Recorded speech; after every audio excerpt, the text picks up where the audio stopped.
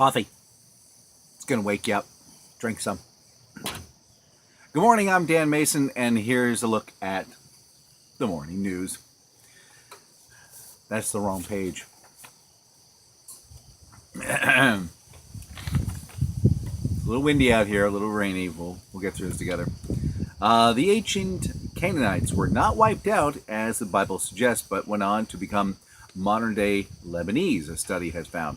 It seems they didn't destroy them all, though, according to an examination of DNA in the region's ancient and modern inhabitants. Scientists found more than 90% of the ancestry of modern-day Lebanese derived from the Canaanites. According to a passage in Deuteronomy some 3,000 years ago, God had ordered the Israelites to exterminate the Canaanites. You shall not leave alive anything that breathes, but you shall utterly destroy them, so that they may not teach you to do according to their undesirable or detestable things which they have done for their gods. And, I'm sorry, what, Freddie? They did not wipe them out. They did the book of Judges. Oh, they failed. Oh, never mind. All right, U.S. President Trump will sign legislation that imposes sanctions on Russia. The White House said on Friday, after Moscow ordered the United States to cut hundreds of diplomatic staff, and said it would seize 2 U.S. diplomatic properties in retaliation for the bill.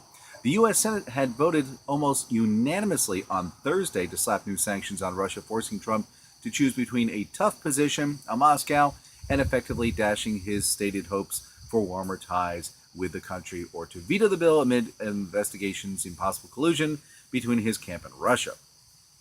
By signing the bill into law, Trump cannot ease the sanctions against Russia unless he seeks congressional approval.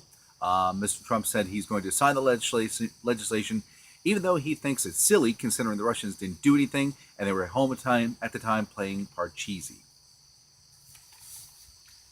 More Russia news. Here we go. Yuri and Svetalia Gilly of Russia made an interesting choice for a house pet. The Gillies are proud owners of a 7-foot-tall, 770-pound bear named Stepan. And Stepan regularly eats breakfast with the couple. The Gillies have had Stepan for 24 years. Since it was just about 3 months old, Stepan sleeps in a cage, but they have no problem letting him out and treat him like a regular pet. They hug him and kiss him and drink tea with him. Okay, so maybe he isn't like your average pet. But Stepan regularly joins Yuri and to the breakfast table, lapping up tea from a cup and sharing breakfast cake with the couple. Besides Stepan's furiously eating cake off the plate, Yuri and spoon feed him. Yuri says that because Stepan is naturally a predator, the key to keeping him friendly is to keep him fed. The whereabouts of their 3 small children is ongoing. The Oscars have been good for Al Gore. In 2007, his influential global warming call to action, what do we call that thing? An unconventional truth. There we go. No, an inconvenient truth. There we go. Sorry, I'm reading this. It's that morning thing. Won Academy Awards for Best Documentary, Best Original Song. Later on the show, he got laughs along one of the planet's hottest stars, Leonardo DiCaprio, as part of a pair announced that the telecast for the first time had ever, it is now gone green. As Al Gore revealed in the local story here, I'm trying to figure this here, the shtick was that Leo didn't come without anxiety. The bit staged at a time when the 2008 presidential race was just taking shape and co-scripted by one of his daughters, comedy writer Kristen Gore. I didn't know she wrote comedy. Ending with the former gentleman here narrowly lost by 2,000 election votes to George Bush. Let's see. Apparently, he was cut off by loud music. I don't know. Al Gore apparently was like a vice president or something, did a movie. I'm not sure. We'll get more on that a little bit later.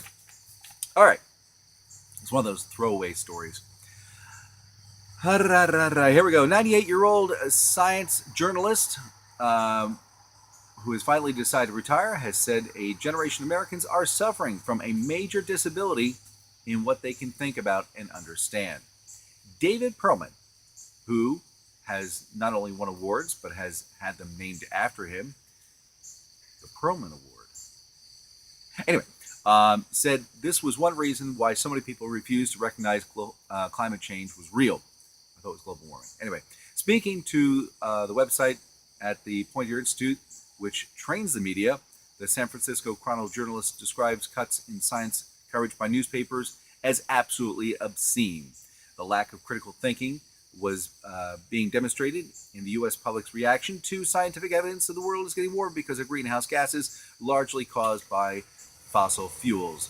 Look, we have nothing to worry about. We have plenty of fossil fuels. Every day, I go down to the gas station, I put my car out front, I pull up into the pump, and there's gas coming right out of the ground from Fredericksburg, Virginia. There is not a problem. This guy's got issues. All right. We have an article here. Ruth Uma wrote for CNBC on 3 reasons why millennials want to work for Google and Amazon both so badly. Oh dear, the story was clickbait. Let me go ahead and summarize. New jobs are created all the time, flexibility over freebies, and they all want to make an impact.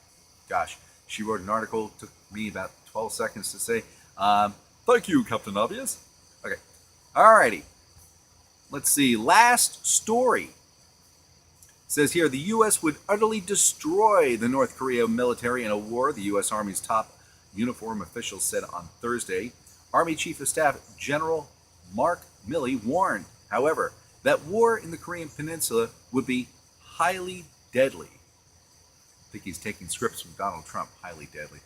Bearing a high cost in terms of human life, infrastructure, and economic fallout. War in the Korean Peninsula would be terrible. However, a nuclear war detonating in Los Angeles would even be more terrible.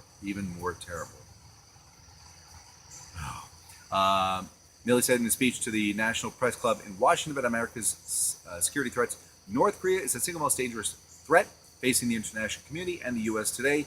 He said we could wipe them off the earth with just a couple of buttons. But hey, let's chat. Why do I feel like this is a nod from the Dirty Harry story books? And it's like, hey, and all that confusion there, I don't know. Do I still have one ICBM or none? Do you feel lucky? Sure, that was the best I could do. All right, anyway, that's the news for me. July 29th, 2017. Dan Mayson, thanks for watching. Hey, new subscriber. Hi, Sarah. Let's see. Anybody else out there? Don't forget to subscribe, like, thumbs up. It was suggested I do not do a Sunday show. I'm going to do a day off. So that's that. Thanks for watching. We'll see you soon. Bye, y'all.